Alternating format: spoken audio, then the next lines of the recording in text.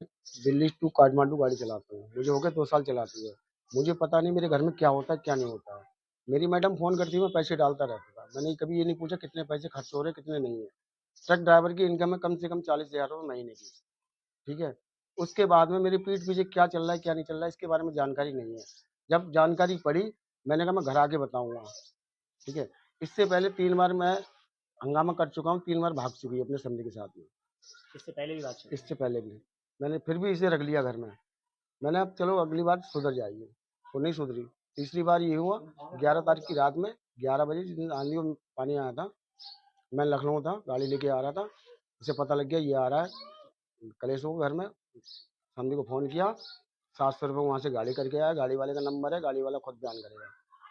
तो वहाँ से उन्होंने कहा था मेरी समधिन की तबीयत खराब है और जल्दी चलो उसे लेके आना समधी, ठीक है? और मैं फ़ोन करता हूँ जहाँ वो बता रहे हैं कि उनकी भाभी भैया घर पे हैं, वहाँ है नहीं, उनके भाई भैया मना कर रहे हैं कि हमारे घर से चली गई। और वो लोग यही कह रहे हैं भाई भैया घर पे हैं।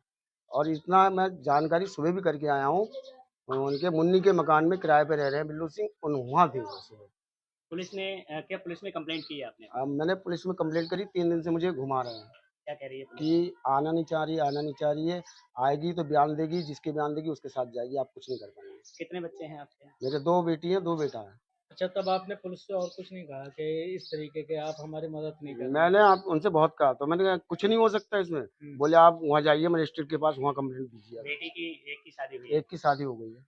इस तरह से कैसे बच्चों को आप रख पाएंगे? कहाँ बच्चे हैं आप? कैसे पालन पोषण? अब सर जी एक बात बताइए, अगर मैं पैदा नहीं करूँगा बच्चों को खिलाऊंगा क्या? औरतें सबकी हैं, सबके घर में होती हैं। हुँ? अब ये तो नहीं मालूम किस टाइम क्या हो जाएगा। बड़ी लड़की की शादी हो गई, उसकी एक बेटी पुलिस है। का कहना ये भी है कि वो अपने मायके गई हुई है भाई के नहीं साथ। मायके नहीं है, इस चीज़ के मैं गवाह भी चले तो अभी पकड़वा सकता हूँ मेरे साथ। लोकेशन पता है आपको? लोकेशन मुझे सारी कुछ मैं सुबह चेक करके आया हूँ। जो आपके समधी है उनकी पत्नी है क्या? उनकी पत्नी है। तो उनकी पत्नी से कोई विवाद नहीं आपस में चल रहा है? वो इसके हमारी मैडम के चक्कर में उनकी पत्नी से ऐसा चल रहा है कि वो घर से किराए पे बाहर रह रहे हैं।